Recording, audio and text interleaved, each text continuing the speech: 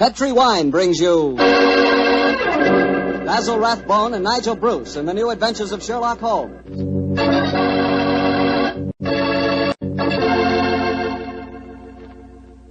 The Petri family, the family that took time to bring you good wine, invite you to listen to Dr. Watson tell us another exciting adventure he shared with his old friend, that master detective, Sherlock Holmes. And if you will, I hope you'll listen to me for a second, because I want to tell you about a wine that can make waiting for dinner a pleasure. The wine is Petri California Sherry. Any evening, well, let's say tomorrow evening, right before dinner, pour yourself a glass of Petri Sherry. Just look at it. It's clear as crystal and a wonderful deep amber color. One sure sign of a good sherry. And if you need further proof of just how good Petri Sherry really is, taste it. What wine? That Petri Sherry has a flavor that you know comes right from the heart of the grape. And if you like your sherry dry rather than sweet, you'll really like Petri Pale Dry Sherry. There's no doubt about it. Petri Sherry is one of the most delicious before-dinner wines in this swell country of ours. Oh, and say, when you serve Petri Sherry, serve it proudly, because those letters P-E-T-R-I on the bottle spell the proudest name in the history of American wine.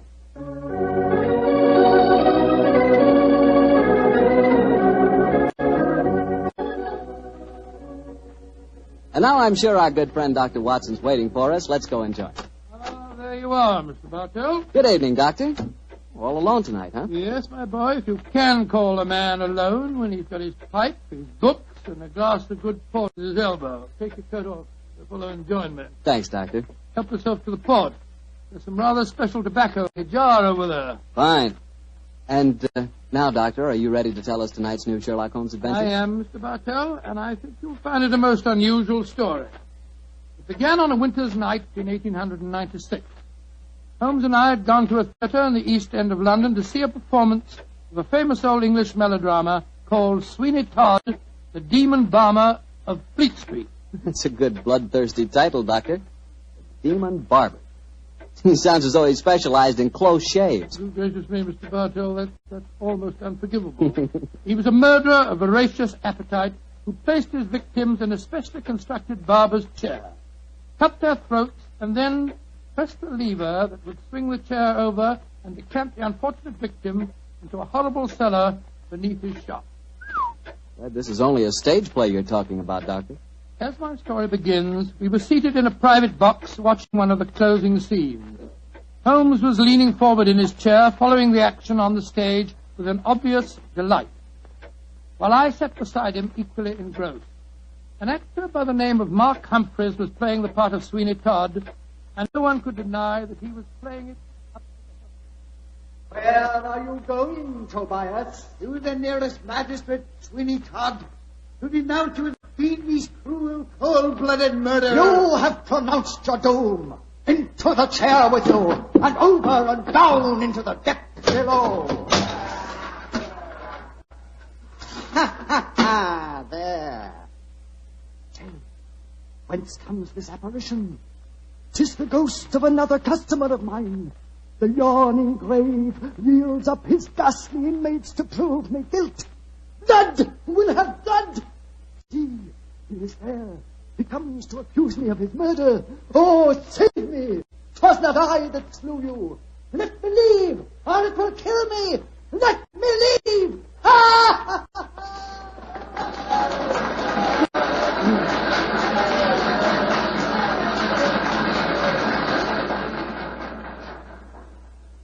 Oh, upon my soul, Holmes, that fellow Mark Humphreys is the most florid actor that I've ever seen on a stage. I find him enchanting, Watson. It seems to me he's really caught the flavor of this murderous monster piece. After all, a restrained performance of the Barber Sweeney Todd would be unthinkable. Yes, I suppose it would. But I must say his makeup seems rather overdone. No barber would wear such an enormous beard. It would be most impractical. Probably get in the customers' faces. By the way, I noticed from the program that Mark Humphreys, as well as being the principal actor, is also the owner of the company. Yes, the current trend towards the actor-manager is a healthy sign, I think. Come in. Excuse me, but is one of you gentlemen Mr. Sherlock Holmes? Yes, I am. Oh, I was asked to give you this note. Thank you. Now, who on earth knows that you're at the theatre, Holmes? We'll soon find out. Ah, this note is from Mark Humphreys, our actor-manager. What's it say? Dear Mr. Holmes, I recognize you in your box. Please come to my dressing room after the performance. My sanity, and even the safety of London, perhaps, depends on your compliance. Oh, my sanity and the safety of London. I wonder what on earth you mean. That, my dear fellow, we can only discover by going backstage to meet him. As it is, the curtain's going up in the last scene I see. For a little longer, we must possess our souls in patience.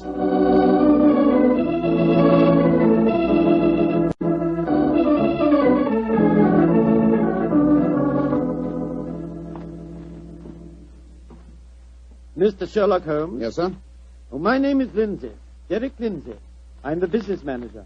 Mr. Humphreys asked me to meet you at the stage door and take you to his dressing room. Thank you very much. This is my colleague, Dr. Watson. How do you do? Oh, how are you, Doctor? Will you follow me, please? Excuse me asking, Mr. Lindsay, but surely you must be related to that distinguished actor of some years back, Lytton Lindsay. He was my father, Mr. Holmes. Ah, indeed. The resemblance is extraordinary. With such a heritage, Mr. Lindsay, you must love the theatre. It'll probably sound like heresy, but I hate it. However, it's the only thing I was trained for, and there's good money to be made in it, sometimes, and money's a thing I both like and want. Oh, Mr. Holmes, I do hope you'll be able to help Mark Humphreys. He certainly needs it. Oh, really? What seems to be his trouble? Oh, he'll have to tell you that for himself. But his wife and I think... There's Mrs. Humphreys now. Maria! Maria, this is Mr. Sherlock Holmes and Dr. Watson. Mrs. Mark Humphreys. How do you do?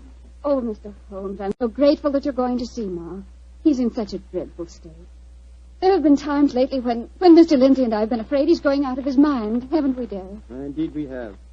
We're both dreadfully worried about In him. that case, I hope I can be of service. Which is his dressing room? Number 1, next door to mine. Derek, I think it'll be better if Mr. Holmes and Dr. Watson go in alone. I'm sure Mark will speak more freely if we're not in the room. I think perhaps that is a good idea, Mrs. Humphreys. We'll see you later on. Come on, fellow. That's your arm.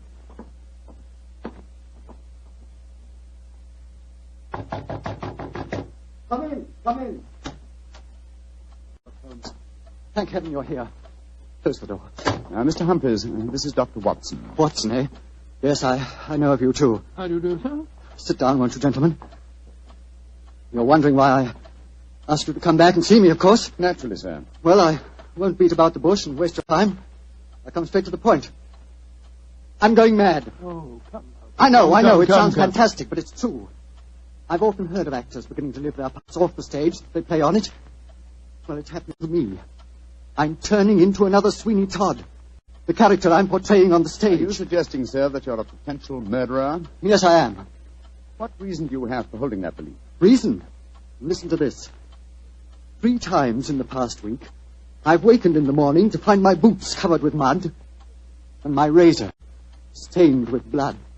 God. You've had no recollection of any untoward events during the night? None. Have you ever been addicted to the unfortunate habit of sleepwalking, sir? Not to my knowledge, Doctor. And if I had been, surely my wife would have told me about Your it. wife?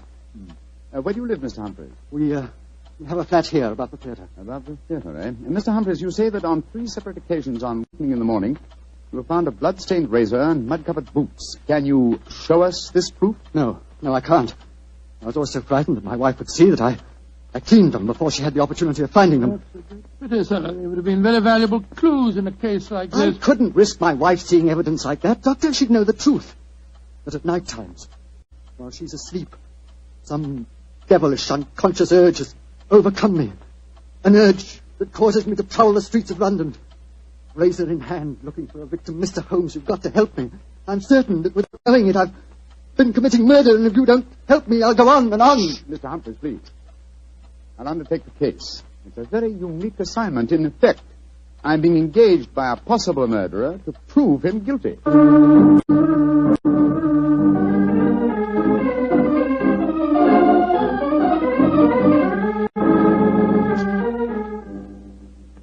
Well, Mr. Holmes, I've been through all the records we have here at Scotland What have you Yard. found, Inspector Gregson? The last 2 months, we haven't had one case of an unsolved killing with a razor. Any mysterious disappearances, Inspector? Bless your heart, Doctor, there's never a day that passes without 1 or 2 of them. Here's a list of them, Mr. Holmes, if it's any use to you. Thanks. Come on, Watson. In the morning, we can go back to the theatre and set our friend's mind at rest. I'm much obliged to you, Gregson. Glad to be of service, Mr. Holmes.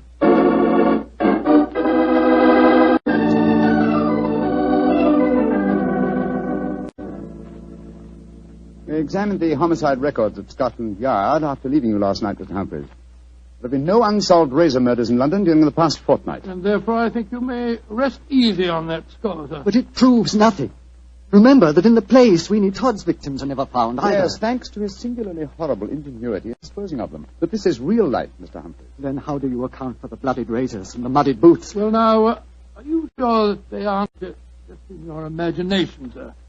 You admit that your wife's never seen them? The whole thing could be, or shall we say, an overdose of Sweeney Todd? Well, I admit that I'm suffering from a surfeit of that. And why not drop the play from your repertoire? Our manager, Derek Lindsay, won't let me. It's our best money-maker. He's always got a keen eye to business. Mr. Holmes, I can see that you still don't believe my story. So I've saved some evidence for you, evidence that I found this morning. Look at these. Now what do you say? Do you still think it's my imagination? Got a blood-stained razor and boots covered with mud. Splendid. At last, some real clues to work on. How can you be so calm, Holmes? It happened again last night. Do you realize that I'm a murderer? I'm a menace to society? For heaven's sake, lock me up before I do some more damage. No, sir. Don't get so excited. Mr. Humphreys, I should like to take these objects back to Baker Street where I can perform some chemical tests. You have no objections, I hope? Objections? Good heavens, no. Excellent. You've told no one of this fresh discovery of yours. No one. Not even Derek Lindsay. Derek Lindsay, that's your manager, isn't it? Yes. The best friend I ever had. Except for his father before him. It was Derek who helped me back on my feet 2 years ago, when I put on that disastrous production of Macbeth. And where I'd be today if it went for him. You lost a great deal of money on that production, sir. Nearly every penny I had. Indeed. By the way, where is your wife, Mr. Humphreys? She's in her dressing room next door. We have a matinee today, you know. I'd like a word with her. Watch an old chap. Wait here for me, will you? I won't be a moment. Right you are, Holmes.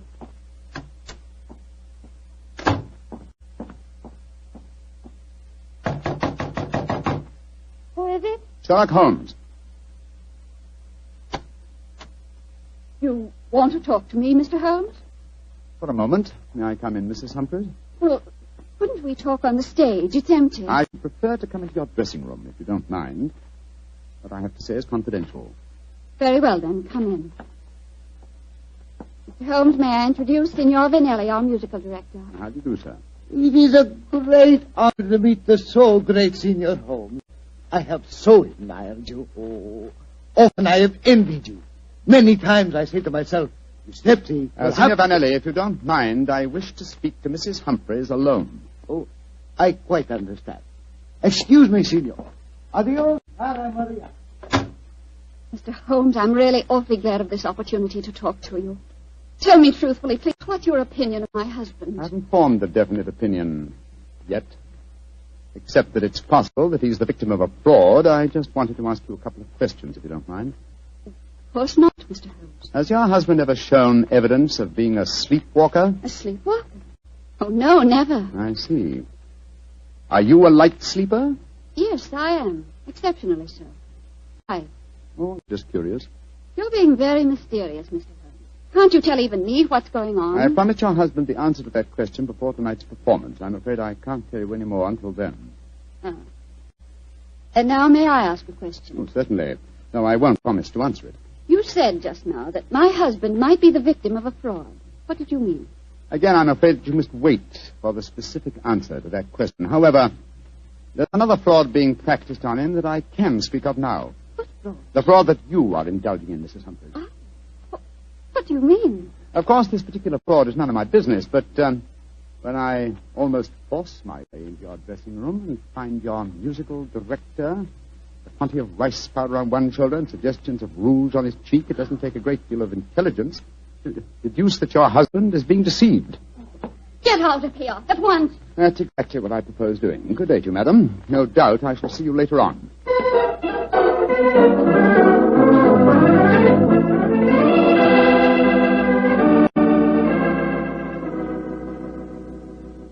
Well, Holmes, what does the microscope tell you about the mud on the boots and the blood stains on the razor? Drawn a blank on the mud, old chap. It's an extremely common type that is found in most parts of London. And the blood? I'm examining that now.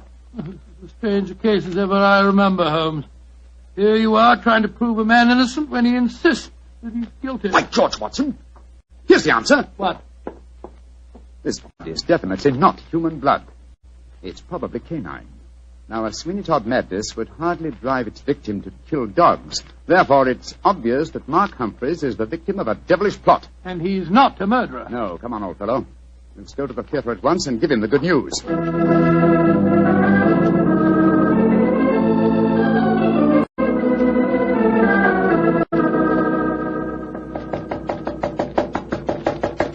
Why doesn't he answer? 3/4 of an hour before the curtain time. He must be in his dressing room. I'll knock again. Come on, Watson, let's go in. Holmes, look. Look, he's slumped over his dressing table. I hope we're not too late. Here, give me a hand with him. We are too late. His throat's been cut. Poor devil. I promised him a solution to his troubles before the night was over. Little did I think that the solution would be death.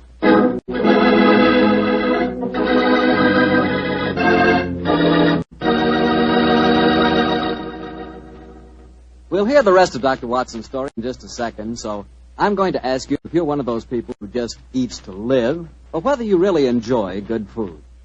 If you love good eating, you've just got to know about Petri wine. Petri wine makes good food taste wonderful. For instance, if you're having steak or a roast or any meat or meat dish, you'll love it served with Petri California Burgundy. Petri Burgundy is the last word in delicious red wine. Now, with chicken or fish, you can't beat the delicate Petri California Sauterne, a really extraordinary white wine. Just to make sure you don't miss either Petri wine, don't buy one, buy two. Buy both Petri Burgundy and Petri Sauterne. They're both swell because they're both Petri. Well, Dr. Watson, what happened next? Well, Phil, I think I'll pick up the story exactly where I left off. Holmes and I were standing in Mark Humphrey's dressing room, looking with horror at the flashed throat of the actor manager. There was a bitter, self-accusing note in Holmes's voice. I promised him a solution to his troubles before tonight was over. Little did I think that solution would be death. This worry over his supposed madness caused him to commit suicide. Suicide? Rubbish, old fellow. It's murder. Look at the razor clutched in his hand. Undoubtedly placed there by the murderer before rigor mortis had a chance to set in. In any case, scrutinize the wound. Does that look as if it had been done by the hand of a suicide? Well, I don't see why not. Look closer, old chap. The depth of the wound is even, whereas a suicide cut always wavers towards the end. No, this is murder, Watson, and I think I know who did it. But I have little evidence. I must lay a trap. What kind of a trap, Holmes? I haven't time to tell you now, old fellow. Every moment counts. Off with you to Scotland Yard and get Inspector Gregson. Bring him back here as fast as you can. Right you are. And Watson. Yes? Tell absolutely no one except Gregson of Mark Humphrey's death. Say that he's still alive, well, and that his problems are solved. It's the performance of the play. Don't you worry about that, old chap. Off with you to Scotland Yard.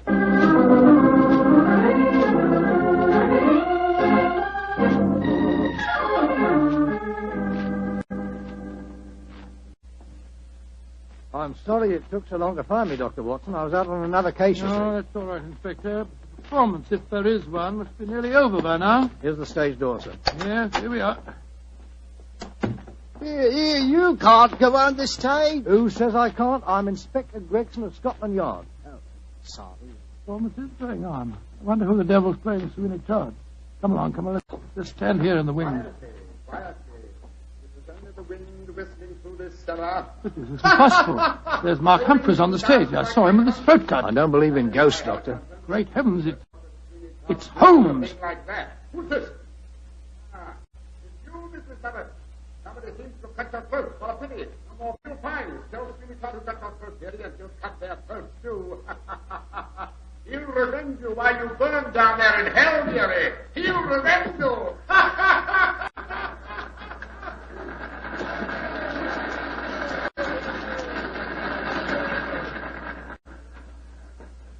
Here he comes now, Gregson. Amazing disguise. I never recognized him.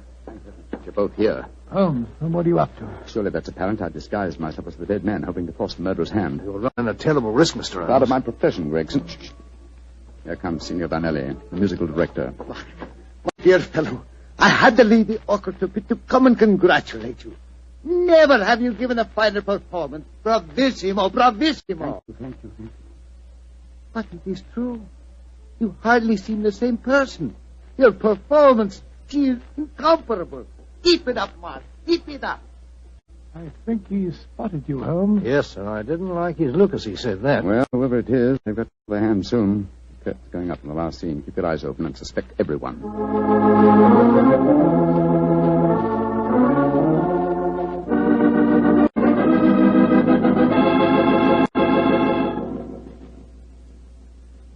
Look, my lord, Judge.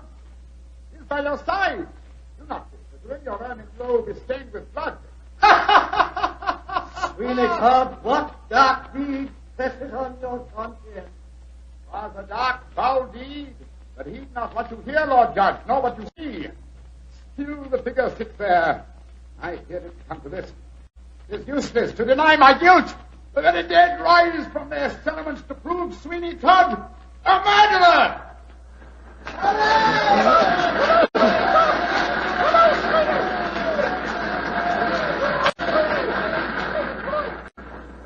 By George, what an actor he'd have made, Doctor. Yes, what an actor he is, Gregson. I'll be hanged if I know how he remembers the lines, though, even if he has seen the play half a dozen times. Here he comes now. Bravo, Holmes. You did splendidly. But it didn't work, Watson. It didn't work, confound it. Murderer still hasn't tipped his hand. Have I underestimated him? Looks as if you have, sir. And if you don't mind my saying so, I think you'd have been a lot wiser to let me handle the case as soon as you found his body, instead of going in for all this dressing up stuff. Oh, but of course. Now I see it. Only one person could have killed Mark Humphreys. Who, Holmes? Do as I say, and I'll show you. I'm going to Humphreys' dressing room now, alone. Give me a few moments' start, and then follow me. Out of sight, but within earshot. Dr. Watson, why does Mr. Holmes always have to be so blooming mysterious? Why can't he just say who the murderer is and take us to him? Well, I've been with Mr. Holmes on a great many cases, Gregson, and yet I can't answer that question. Come along. He's got a big enough start now. Let's follow him. I'm very fond of Mr. Holmes, you know, Doctor, and yet there are times when I get so angry with him. He shouldn't risk his life like that. You know Mr. Holmes. He will never change. And if he don't, one of these days he's going to wake up and find himself dead. Shh. That's the door. Someone inside with him. You devil! Listen. How many times do I have to kill you? Great Scott, it's Derek Lindsay, the business manager. Come along, Gregson. No, Lindsay! You succeeded in killing Humphreys, but you won't kill me. Grab his arm. Look out for that razor. Here, you. Let go of me! No, you don't. Ah, very neat, Gregson. Are you all right, Holmes? Perfectly, thanks, old chap, though I'm a little tired. Gregson, my dear fellow, will you take over from here? I think I've had enough melodrama for one day.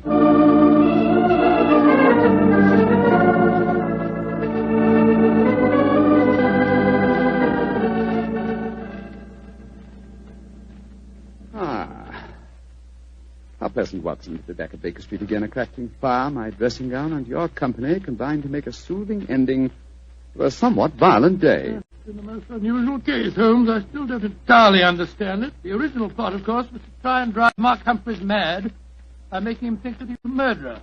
That accounts for the boots and the blood-stained razor. Precisely, my dear fellow. And the killer, having conditioned his victim by this trickery, then murdered him, trying to make it appear a suicide. Now, who had a motive? 3 people. Mrs. Humphreys, her lover, Signor Vanelli, and Derek Lindsay. I must say that I suspected the wife. Well, so did I for a while, and yet it was illogical. She knew, and we may therefore presume that her lover knew, that I was suspicious of her. And she must have known that you promised her husband a solution to his troubles before the night was out.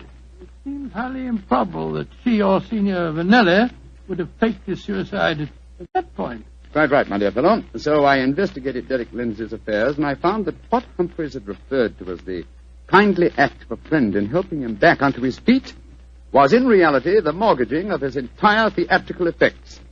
Lindsay stood to inherit the theatre on Humphreys' death. Therefore, I was convinced that he was the killer. And then, after he'd murdered him, he saw what he thought to be Mark Humphreys on the stage. Ah, that's where I was slow and stupid, old chap. I couldn't imagine what motive gave the cold, clear nerve to suppress all reactions when he saw his supposed victim revived on the stage. Only at that moment did I realize. And what was the motive that made him hold his hand? The characteristic that ruled his life, Watson. Avarice. A morbid love of money. You see, if he'd attacked me during the performance, he'd have had to refund the money to the audience. His greed conquered all other passions. It made him wait until the performance was finished before he attempted my life. You know, Holmes, now that the case is solved, I'll tell you something in confidence. Please do, old fellow. What is At it? the end of the play tonight, I was afraid that you'd made a mistake, that you'd slipped up on the case. Gregson thought so, too. And I, Watson, will tell you something in confidence. Oh, what is it? There were 3 of us that felt the same way. Well, now you're being modest, no? Oh, I assure you I'm not, my dear chap. In fact, in the future, if it should strike you that I'm, well, getting a little overconfident of my powers, or perhaps giving less pains to a case than it deserves, kindly whisper Sweeney Todd in my ear, will you?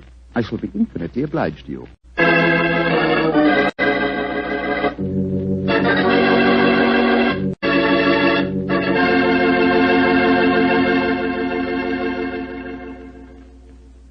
Doctor, that was a swell story. And a pretty narrow escape for Holmes. Yeah. He said he almost solved the case too late. Fortunately, it ended well. Mm-hmm. The thing that sticks in my mind is the fact that this was one of the very rare occasions when Holmes almost made a serious mistake. Well, we all make mistakes at times, don't we? Doctor, I said we all make mistakes at times. I suppose so. You mean to stand there and tell me that you never make a mistake? Well, not when it comes to choosing a wine, I don't, because I always choose Petri. Bartell, you tap me again. Could be. But honestly, Doctor, when you choose a Petri wine, you know it's a good wine. Because good wine is the only kind of wine the Petri family makes. And it's easy to understand why when you realize that ever since they started the Petri business way back in the 1800s, the Petri family has handed on down from father to son, the highly developed fine art of winemaking. Yes, the Petri family's been making wine for generations. That's why, no matter what type of wine you prefer, for any occasion, you can't go wrong with a Petri wine, because Petri took time to bring you good wine. Well, Dr. Watson, do you care to give us a clue about next week's Sherlock Holmes adventure? Let me see. Next week, Mr. Bartell, next week now.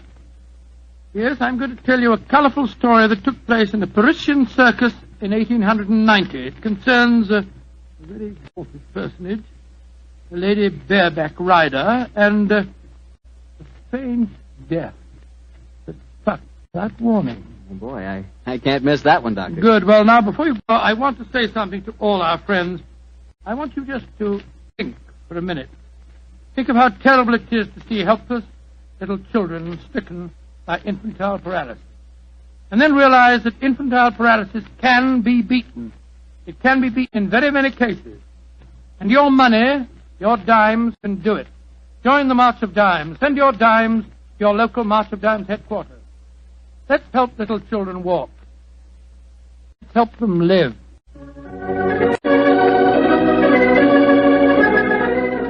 Tonight's Sherlock Holmes adventure was written by Dennis Green and Anthony Boucher and was suggested by an incident in this Arthur Conan Doyle story, The Yellow Face. Music is by Dean Fossler.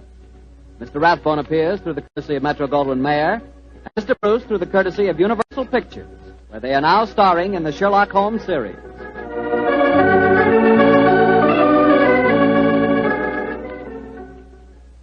The Petri Wine Company of San Francisco, California, invites you to tune in again next week, same time, same station. Sherlock Holmes comes to you from our Hollywood studio. This is Harry Bartell saying good night for the Petri family. For a solid hour of exciting mystery dramas, listen every Monday on most of these same stations at 8 o'clock to Michael Shayne, followed immediately by Sherlock Holmes. This is the Mutual Broadcasting System.